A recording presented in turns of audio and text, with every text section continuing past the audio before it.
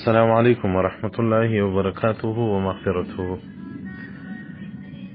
دا عشيرة ضلتنات خرواتي ورسول الله صلى الله عليه وآله وصحبه وسلم فرمایلی دی که څوک د مازدیګر د لمانځه څخه مخکې څلور رکعته نفل وکړي، رسول الله صلی الله علیه وسلم وایي حتمي ده چې الله جل جلاله به دغه انسان ته بخښه کوي، حتما ای حقا لازما، چې الله جل جلاله به ودغه بنده ته مغفرت کوي.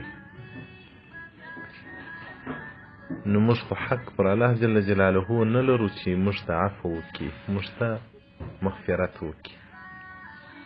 د الله بندګان یو، د الله مریان یو چې پرا کوي هغه پرا کولی شي، خو الله جل جلاله د دې بنده څخه په طاعت او په عبادت دومره خوشحاله کېږي چې د خپل رحمت پر ځان باندې واجب کړي، وایي حق ده پر ما، ځکه د رسول الله صلی الله علیه وسلم قول د الله قول دی. رسول الله صلی الله علیه وسلم د ځانه څه نه وایي، خو الله په قرآن عظیم شان کې راته وایي چې هغه له خپل ځانه نه غږېږي، بلکې هغه ته موږ وحی کوو. نو څلور رکعته لمونځ د مازدیګر د لمانځه څخه مخکې که نارینه یې که ښځینه یې چې وکړي، الله جل جلاله به مغفرت ولره لازمي وکړي. که څوک غواړي چې مغفور سي او د الله په رحمت کې لوند سي، نو هغه دې همیشه توب د مازدیګر د لمانځه مخکې پر څلور رکعتو نفلو باندې وکړي. نیت یې د نفلو دی، نیت کوم زړه د خلاصه لمونځ کوم څلور رکعته نفل. او بل رسول الله صلی الله علیه وسلم بارک وایي په ورځ قیامت کې د انسان فرایض و واجبات، یعنې فرض لمونځ واجب دې کې څه داسې زیادت کمبود راغلي آخر زمانې انسانان، نو هغه نوافل او سنتیات رااخلي، د هغو اتمام پکې هغه په پر کوي.